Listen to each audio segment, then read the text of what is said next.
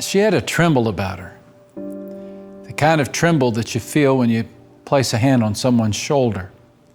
I ran into her, of all places, in the grocery store. I asked her how she was doing, how her kids were, about her husband. And that's when her eyes began to fill with tears, her chin began to quiver, and that's when the story spilled out. He had left her, traded her in on a newer model. She didn't think she was going to make it.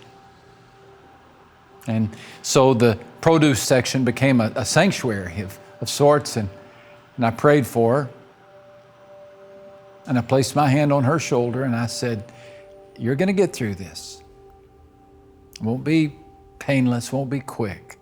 But God is going to use this mess for something really, really good. In the meantime, don't be foolish and don't be naive. But don't despair either, because with God's help, you're going to get through this. Just a couple of days later, I got a call from a friend, equally despondent. Been laid off at work. It was his fault. Made some tacky remarks, inappropriate remarks. His manager had no other choice but to let him go, and now he's a middle-aged accountant in a depressed economy, and his family's upset, and he's upset with himself, and he needed some assurance, and so I gave it. I said, you'll get through this. Won't be painless, won't be quick, but God will use this mess for something good. In the meantime, don't be foolish or naive, but don't despair either, because with God's help, you'll get through this. And then there's the girl I ran into recently in a cafe. She was serving coffee, and we got into a conversation, and her story was pretty painful as well, even for a teenager. Only 16 years of age, her parents are divorcing. And when they brought her the news of the divorce, they brought her the news that she needs to choose. Live with mom, live with dad. Can't imagine the burden that must be on a kid. I said, you'll get through this. Won't be painless, won't be quick. But God will use this mess for something good. In the meantime, don't be foolish and don't be naive, but don't despair either.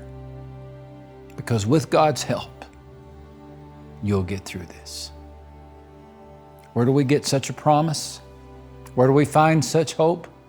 Well, I'm glad you asked, because that's what we're going to talk about.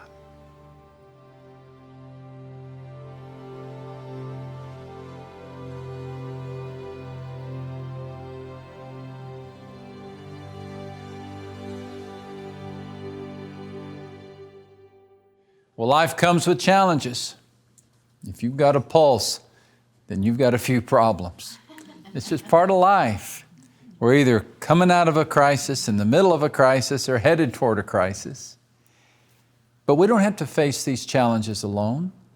Over these next 6 sessions, I want to assure you that you're going to get through this. You're not facing this without help. And God is going to use this challenge to do something even greater than you can imagine. We've got a survivor's creed that we're going to say out loud together. And I'm inviting you wherever you are to fill your lungs with air and your hearts with hope. Let's say this like we mean it, shall we? It reads like this. I'll get through this. It won't be painless. It won't be quick. But God will use this mess for good. In the meantime, don't be foolish or naive, but don't despair either. With God's help, I will get through this. What audacity! How dare we make such a claim? Where do we come up with this thought? Well, actually, I came across this in a pit. A pit, a steep, dark pit, so steep and so deep that the boy could not get out. And had he been able to climb out, his brothers would have pushed him back in anyway. It was their idea that he was in the pit. The story is in Genesis chapter 37. And with these words, we are introduced to the calamity of Joseph, verses 23 and 25. And so it came to pass, when Joseph had come to his brothers, that they stripped Joseph of his tunic, the tunic of many colors that was on him. And they took him and they cast him into a pit. And the pit was empty. There was no water in it. And they sat down to eat a meal. So it was an abandoned cistern. We can imagine it with the roots growing out of the side and the jaggedy rocks, maybe even at the bottom. And were we able to peer over into the bottom of the pit, there we would see the boy. At least he appears to be a boy. He's only 17 years old. He's got a downy beard. He's got spindly legs and arms. His hands are bound. His ankles are tied. He's on his side. There's spit in the sand where he's drooled. His voice is hoarse from shouting and screaming, but no one's listening to him. It's not that the brothers couldn't hear him. It's just that they chose not to hear him. Some 2 decades later, they will give this confession. We saw the anguish of his soul when he pleaded with us, and we would not hear. We would not hear. Who are these brothers? Well, they're the great-grandsons of Abraham. They're the sons of Jacob. They are the ones after whom the tribes are going to be named. In fact, in the book of Revelation, we are told that their names are engraved in the foundation of the city gates to the New Jerusalem. So this is as close as the Bible gets to royalty.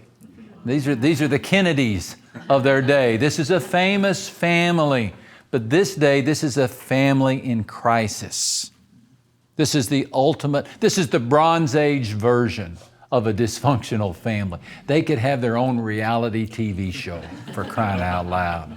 They hate their brother. They hate their brother so much that they're throwing him in a pit, and then they're saying, okay, let's just go eat lunch. Just go eat lunch. While he's screaming, they're passing the French fries. They're just eating lunch, oblivious, hard-hearted, oafish, resistant, insensitive. Here's why. Their father Jacob pampered Joseph like Joseph was a prized calf. He was the son of Rachel. Now Jacob had 2 wives, but he really just had one love. And when Rachel, his love, died, he kept the memory of Rachel alive by fawning over Joseph, their son. He was the first of 2 sons that they would have. And so he just pretended that Joseph was his favorite. He didn't pretend it. He made Joseph his favorite son. It's a classic case of the problems of favoritism. And what he gave to Joseph, he didn't give to the other brothers. Joseph stayed home. They went out and worked. Joseph got his own room. They had to share a dormitory. Joseph got his own car. They had to ride a bicycle. Joseph got a tunic of many colors. They got hand-me-down clothes. It was favoritism. And consequently, the brothers hated Joseph. I mean, they didn't just dislike him. But several times in the first chapter, we read they hated him, they hated him, they hated him. They could not speak peaceably about him. So finally, when they caught Joseph 60 miles away from Daddy's protection, they just decided to put an end to him once and for all, and they dumped him over the edge of the pit. They stripped the tunic off of him, and they threw him over the edge of the pit. These are defiant verbs. In fact, we get the impression that they were happy for the boy to die, except for the fact that they saw an opportunity to make some money. And since their desire for money was just a little stronger than their desire for blood, they saw a chance to sell him, and they sold him into slavery.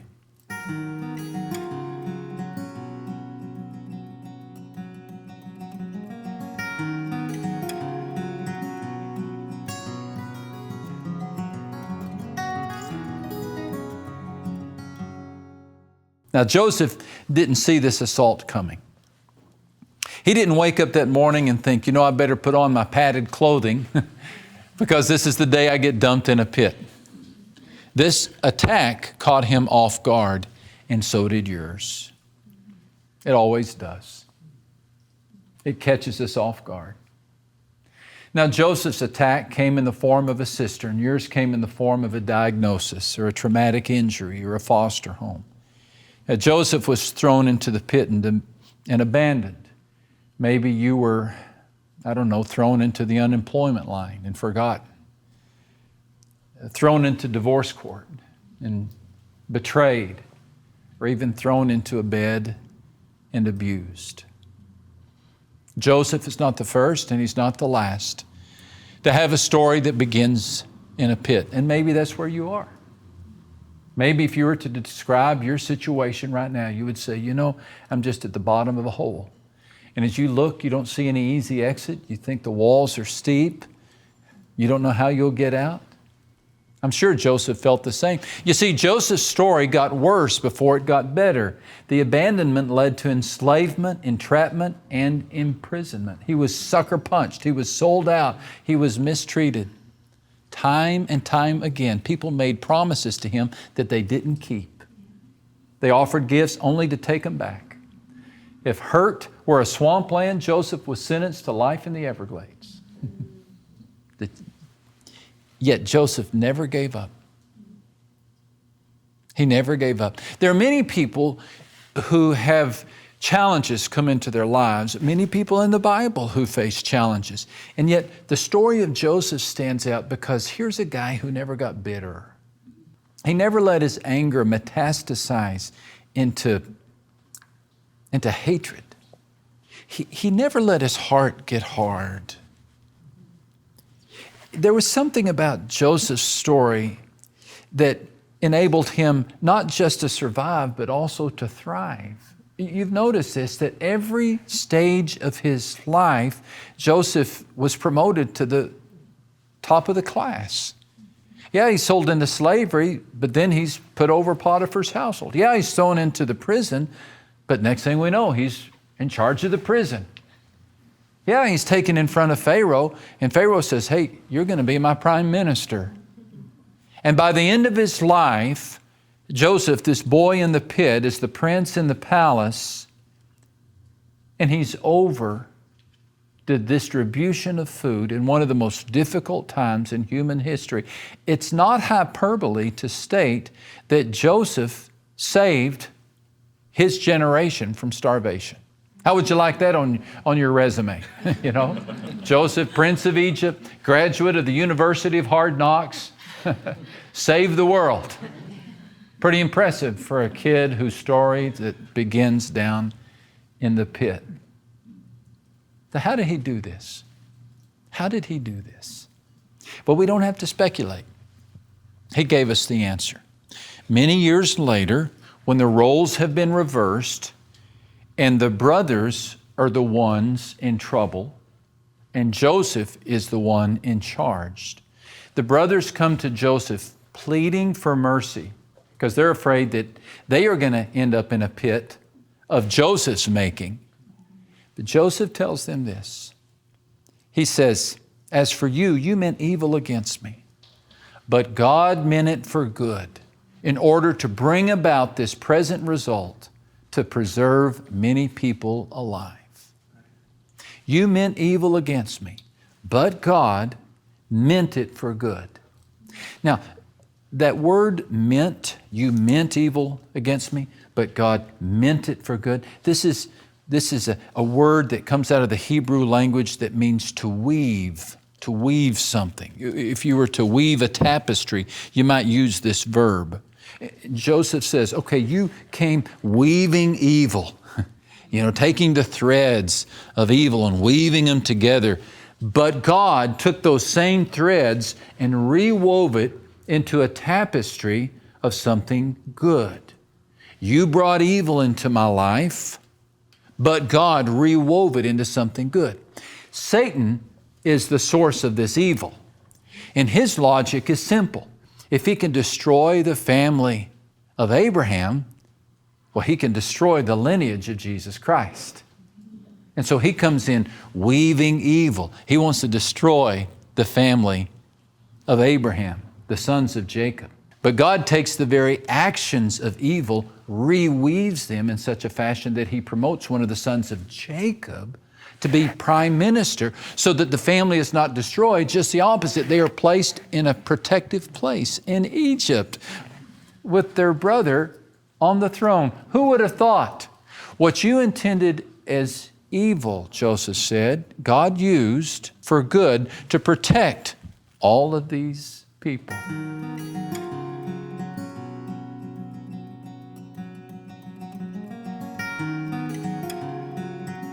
You know the reason I think that Joseph's story is in the Bible? I think the reason that Joseph's story is in the Bible is to teach us that God can trump any evil in the world. There's nothing in the story of Joseph that would say there's no evil in the world. Evil is on every page. It's on every page, and there's evil on every corner of the world today. But every page of the story of Joseph, even every paragraph, every sentence in the story of Joseph tells us that God can take this evil that has come into your world and mine, and He can use it. He can reroute it. He can reweave it. He can repurpose it. He can recycle it. He can redeem it into something good. You're going to get through this. You are. You're going to get through this. We fear we won't. That's one of the challenges of tough times. We fear that the depression will never lift. We fear that the screaming will never stop. We fear that we'll never understand the pain. We fear we won't get through it. But you need to know, and I need to know, that through is one of God's favorite words. He gets us through the Red Sea. He gets us through the fiery furnace. He gets us through the storm. He gets us through even crucifixions. God can take that which appears to be evil, and He can get His people through. Deliverance is to the Bible what the Mardi Gras is to New Orleans. It's big, it's brassy, it's everywhere. God loves to get His people through things. Will it be painless? Have you wept your last tear? Have you gone through your last chemotherapy? Does God guarantee you'll never go to a cemetery or you'll never have a sleepless night? No. But He does guarantee that He'll be with you and that He'll use that pain for something good. Will it be quick? I hope so. I hope so. I hope that next time you say a prayer, all your problems disappear, but experience has taught us otherwise, right? Sometimes it takes time. In fact, sometimes God takes His time. It seems we're always in a hurry. He took 120 years to get Noah ready for the flood, 40 years to get Moses ready for his assignment. He called a shepherd boy, David, to be king, but then He sent the shepherd boy back out to take care of the sheep for a few years. He called Saul to become an apostle, Paul, but before Saul became Paul, Saul had to go to Arabia for some special training. Sometimes God just takes His time, but He doesn't waste this time. He doesn't waste this time. And so this time in which you're waiting, God is using. God always uses time. He's never in a hurry. He's always on time. We're in a hurry and often late or early, but God is always on time. So if God is taking His time, that's okay. That's okay. God will use this mess. This mess. It feels like it, doesn't it? I mean, it feels like a perfect mess. We look at Joseph in the pit and we say, oh boy, what a perfect mess. But God looks at this and says, oh boy, what a perfect chance. Perfect chance to train and develop the future prime minister of Egypt. I don't know what all Joseph needed to learn, but God knew exactly what Joseph needed to learn. And part of that training came in the pit, part of it came in the house of Potiphar, part of that training came in the prison. But all of that was working together to create the kind of person that God was going to use to accomplish His will. Believe me, dear friend, God is working right now in this mess. He's working right now in this chaos, in this confusion. He's teaching you something that He wants you and I to know. He's training us for exactly what? I can't say, but God can. And He has you enrolled right now in a course that maybe you didn't volunteer for. It's assigned curriculum, right? He has assigned you this curriculum because He wants you to develop a characteristic or a skill that He can then use to further His kingdom. So you'll get through this. It feels like a mess, but He will use this mess for something good. So in the meantime, don't be foolish or naive. You're a sitting duck for stupid decisions right now, so you got to be careful. You got to stay faithful. You got to stay prayerful. But you got to keep believing. Hang on to hope. Hang on to hope. You got a parachute handed to you. God's presence. Put it on. Hang on to it. He's with you in this. God will use these tough times for something good. I want to be very clear. You are a Joseph in your generation. You carry something of God within you. Something holy, something good, something positive, something encouraging. And Satan would love to neutralize you. But the story of Joseph is in the Bible to teach us that God trumps evil. And He rescued Joseph, and He's going to rescue you as well. Just be patient and just trust Him. Joseph would be the first to tell you that life in the pit stinks. But if there's one good thing about life in the pit, it's this. There's only one way to look. Look up. Look up.